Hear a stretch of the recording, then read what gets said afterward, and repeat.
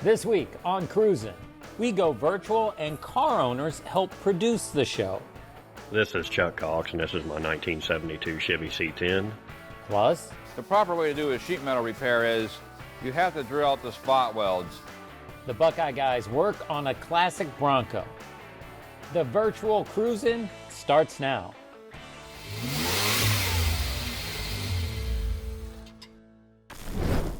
Like a global pandemic was going to keep us lounging in our homes. All right, it did.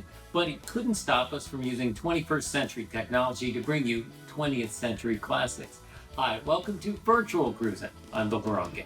When car shows were paused, we reached out to car owners to, have them do our jobs. Take the video, send it to us, and sure, our editors and producers still had to work around the clock. But the result? You get to sit back, relax, as we bring the classics to you. Free delivery. This is Chuck Cox, and this is my 1972 Chevy C10. I'll give you a little history on the build. It took about 6 years. It was a frame-off restoration. Did most of it up here in this garage. The final paint was done by a good friend of mine, but other than that, the truck was built right here. The collar is antique bronze metallic. I was shooting for something similar to Stacy David's truck that he did. It was a C10. He called it Project Copperhead. So that's what inspired me to build this truck, especially with the collar. So we can take a walk around. I'll show you some features. Torque thrust wheels, kind of what I wanted to go with. I've always liked that style. I thought it would look good on this build. Went with a oak bed. My uncle and I had actually done that right here. Easier than I thought it would be. Stainless steel strips, polyurethane. It's got a nice shine to it. The paint's really nice on this truck, really nice flat panels. It's got a good shine to it. Done a really good job with that. I appreciate Mike DeVito at Allman's Body Shop. He really come through. Put a cowl induction hood on it from LMC. It's got all new glass, side wing glass, mirrors, door handles, locks, emblems, right down the windshield wipers. I've replaced pretty much everything on this truck. And as we walk around to the front, I put a steel chrome grille in it. I wanted to get away from the aluminum look. I just thought it had a nice clean look to it, so that's what I went with. Halo headlights, all new parking lenses. Everything's been replaced. In the engine bay, we have a 383 stroker that I got from Blueprint Engines, 450 horse. Very nice running motor, very powerful. Factory air, factory tilt, power brakes. The truck was pretty well loaded when I bought it, and just went from there.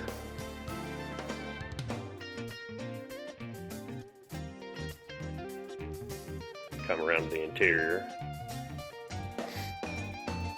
Just pretty much kept it with a stock seat. I did replace the fabric, try to tie it in with the collar of the truck, as well as the door panels. Went with something that was close to the collar. Put a Dakota digital dash in it.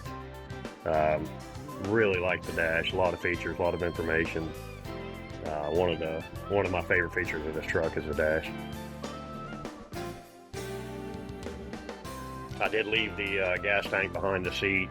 I wanted to keep some of the factory equipment there. Although it is custom, I wanted to keep some of it original.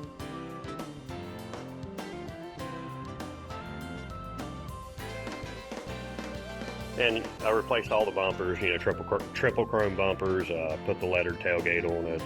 Pretty well kept stock with the tail light lenses, but again, I wanted to keep some of it stock as I could. But that's my truck, and I appreciate your time. Hi guys, this is my 95 Ford Mustang GT convertible. It's got the 5.0 liter engine in it. I think it was the last year that they made these in this version of this car, and then they downgraded it to a 4.6. Just got this car mid-February actually. Laser red with a white leather interior. I think they call it the tuxedo interior. White seats, partial white dash, black dash, and the styling bar that somebody added. The car was owned by somebody who had was a manager of a Ford dealership here in town, and it was only used in the summer. It's been in a garage all during the winters and taken care of very well. That guy actually added this wood grain to the doors and the dash and the center console panel there, vents. I'm not a big fan of it. I'm thinking of replacing that down the road and going back to the original black, but for now it's okay. It's all right. I really love the convertible. I have a couple other cars, one other convertible and a couple other cars, but they are not they're not manual transmission. This 5-speed is really fun to drive, and I really like taking it out. The few times I've taken it out, which has only been a little bit because of the weather here. It's still kind of chilly, waiting for spring. But I hope to get it out this spring, although with the current situation with the coronavirus and everything kind of being shut down, I'm not sure what we're going to do as far as car shows and cruisings. They've all kind of been put on hold or canceled. So I'm hoping that that will change midsummer. Up next, Max Sprague joins us for our first ever virtual interview. It's history. Stay tuned.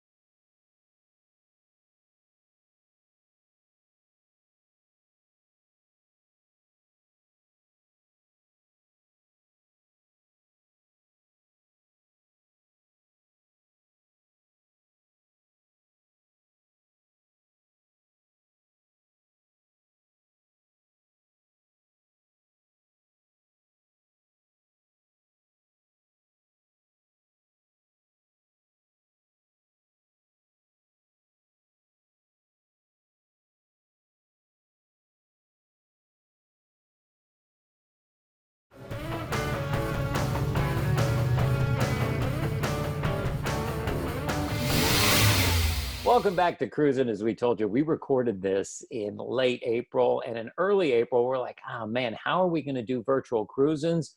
We're thinking about it. Meanwhile, in Ashtabula, Max Sprague wasn't just thinking about it, he was doing it. Max joins us now. Max, thanks so much. I got to ask, man, what were you thinking? What were you thinking? What did you expect would happen with a social distancing cruising?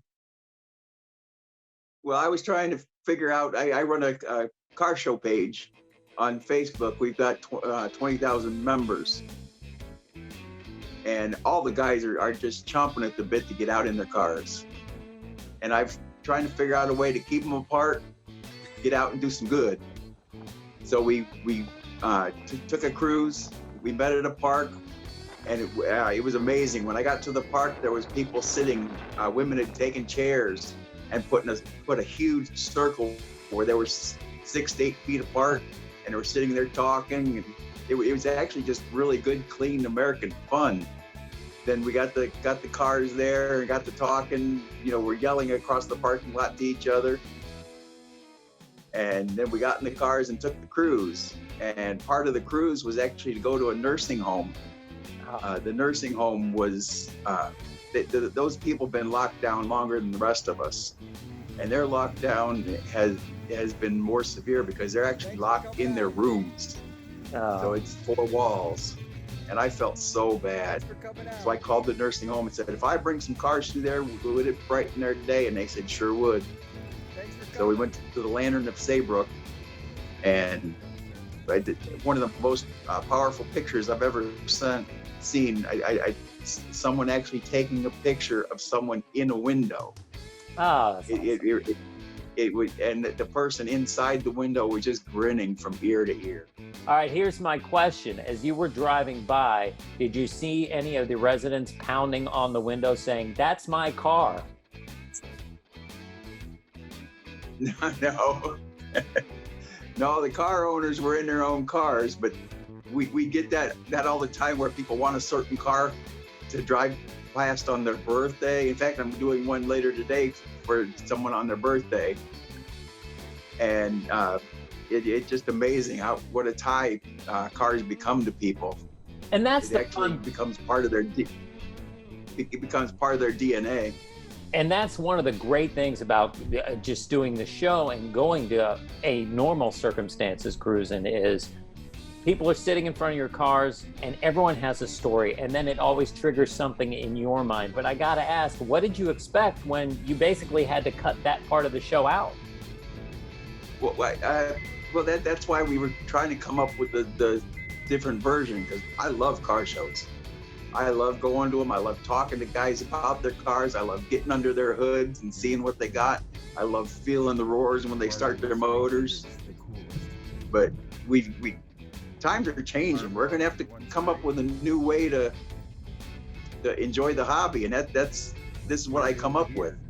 And you had some really cool cars there. I gotta ask you, there was one, and I think it was, and it's hard to tell because obviously I'm in New York. I couldn't be there.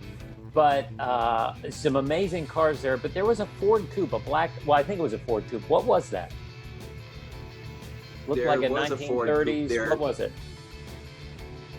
I don't remember the year. Oh, you're my expert. Come on. Caught me off guard. But we had an old Willys. We had Studebakers. We had, my wife's signaling me. It was a 40. Yeah, there we go. Way to get the assist off camera. She's we recently got married. She's a car nut like I am, so I threw her a surprise wedding at a car show just before all this stuff happened. You couldn't have held out and done it on one of our shows? Come on, Max. I thought we were tight. Well, the way things worked out, it worked out for the better because we're not having any shows. Well, yeah, there is that. We got married at a Valentine's show down in Columbus. Terrific. All right. So what we've learned from doing a virtual car show is they can be successful, and probably the key is having the Easter Bunny ride in a VW thing, which I thought was kind of weird because you thought he would have gone with a VW Rabbit. Yo, I know. We didn't have a Rabbit available. So I know you said since we recorded this, you actually have done a couple more shows. But I think one of the big things that I don't want to overlook is the Guardians USA Vets. Tell me about that. We were raising money for them. Yeah, with the shows I do, I like to do a lot for the veterans, and I joined the Guardians so I could help raise money for veterans. And every penny we raise, 100% of it goes to our local veterans right here in Northeast Ohio. Well, we really appreciate what you do. I also got to tell you that we appreciate the fact that not only were you putting this virtual cruising together, but you were our cameraman. And I think what's most impressive is your attention to detail, because I got to tell you, I don't remember any other of our photographers making sure to get the ducks, the geese, and the swan. That was part of the fun. Here's the duck and swan pond. Got ducks, geese, swans. I love that little park. That's where we met. And there's just so much in Ashtabula. We've got one of the streets we went down was one we called Bridge Street. It's got a lift bridge, and it was recently named America's Main Street. It is really a cool little place to go. I'll honestly say, without sucking up, whenever I've come to Ashtabula and like been there on the lakefront, I'm like, I should come back here more often. And naturally, now I'm stuck in New York. Well, when you get out, come on. We'll go down and we'll get some barbecue. All right, you, me, and the bunny and a VW Rabbit. Max, thanks so much for joining us, buddy. We really appreciate it. Oh, you're very welcome. It's my pleasure. We've got more cruising coming up. As a matter of fact, when we come back, the Buckeye guys hit the floor. Actually, they're putting in some sheet metal in a classic Ford Bronco. More cruising on the way.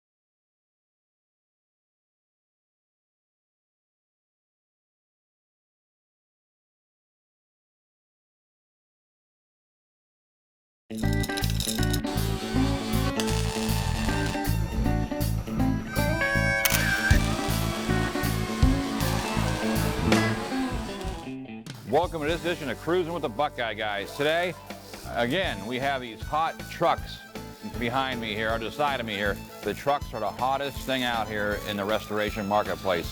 Be it the Bronco, which we specialize in, or the Chevy C10, you are in the right business if you're doing these trucks right now. They're holding their value in these tough times. What we're doing here is on this restoration project, it's an original truck, custom-made roof cap here with a roof rack, wheel wells. We're doing the sheet metal repair here. And the proper way to do a sheet metal repair is you have to drill out the spot welds to do it correctly and put the spot welds back in. And if you can see here, we've already drilled out the spot welds and put the new sheet metal in. What we'll do is we'll clamp this here with zip screws to bring the floor level, as you can see being done in here, and then we're going to spot weld it back in place with a MIG welder. This is the quickest, correct way to do this here. A lot of people will overlap floor pans, not cut out the spot welds, and just use air chisels. But here at Buckeye Classic Car Restoration, we actually do drill out the spot welds and let the sheet metal fall apart, so you keep that original integrity in your vehicle project. Now the original trucks are these Bronco tubs. Everybody took them off-road, used them for snow plowing, rolled them in the ditch, who knows what they did with them. So this one here, original truck, had oversized tires on it. Look at all the damage here that was done in these wheel wells.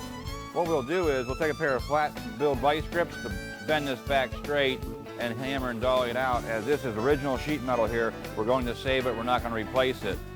And you can see we're just replacing the bad rust here on this truck. Full restoration project's going to be absolutely fantastic when it's done. We have a custom cart we use for Broncos here. We can bolt them to and wheel them around. So we can take them to different areas of the shop here to do spot welding, sandblasting if needed, or you know, spray them in epoxy primer so they don't rust. What Brandon's doing here is he's drilling in a zip screw in the floor pan here for the bed panel. The reason why that's done is you have to bring the sheet metal together. And with that being so long, you'll never get vice grips in there, so he's bringing the floor tight. And what we're going to do is we're going to plug and fill all those welds there where he's doing this at.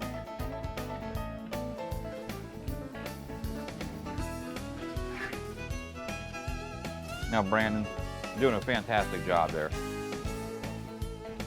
As you can see here, the quarter panel is removed. We media blasted this here.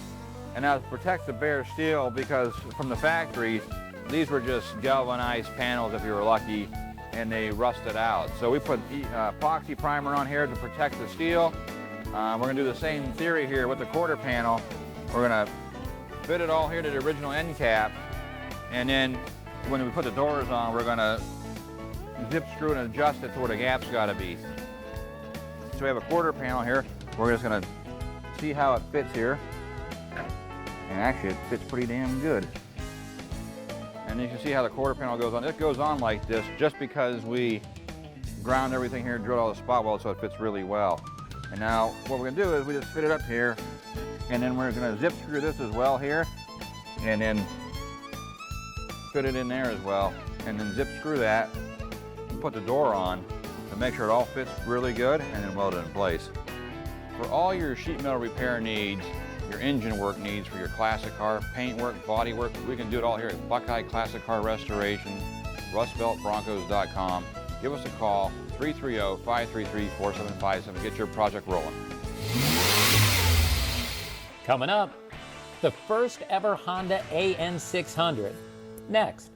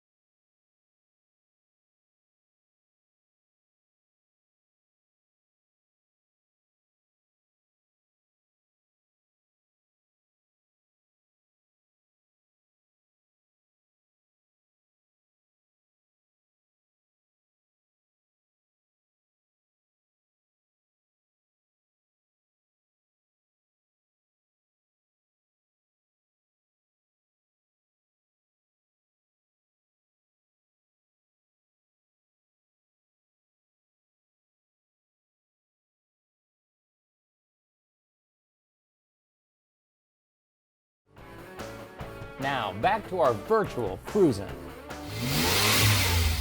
Hi, my name is Jim Brown, and today I'm showing you my 1972 Honda N600. The name comes from the letter A as an American. This was first cars that Honda mass imported to the U.S. And the N stands for Norimono, which is vehicle in Japanese. And then 600, which is the displacement of the engine. It's 598 cc's, air-cooled 2-cylinder engine. This is an all-original car with the exception of the wear items like the tires and battery. Original paint. These cars actually came with a can of touch-up paint and a tool kit. And the touch-up paint, the original touch-up paint was used to touch up some blemishes in the paint over the years. Here's a picture of the window sticker. You can tell by the stain it was probably just used spray adhesive to stick it on the window. And the original sticker price right there is $1,473. This car has 15,023 original miles on it. As you can see, the interior is really nice shape. Still has the original plastic covering the door panels. And it also has the original plastic on the sun visors, if you can see that. Pretty tight in the back, not a lot of space. And this was the radio delete version, did not have a radio, so they would stick a rubber plug where the antenna would go. Okay, here let's take a look at the engine. Again, it is a 2-cylinder air-cooled engine, 4-stroke. These cars came with power front disc brakes and rear drum. Power booster is only for the front brakes. And there's your jack. And as you can see, it's a pretty small little engine, but it gets the job done. It's a lot of fun to drive. And once again, this is my 1972 Honda N600. Well, this was kind of fun. I'm Bill Baronke. I'm just a small part of the entire team, which for this episode included the owners who sent us video of their cars. Now, if you'd like your car featured on a virtual cruising, just hit us up on Facebook. That's what Donald Sparks did. And that's how we're going to leave you today with some of his shots from March's Horsepower, Farms, and Coffee. Have a great day. We'll see you on the next cruising.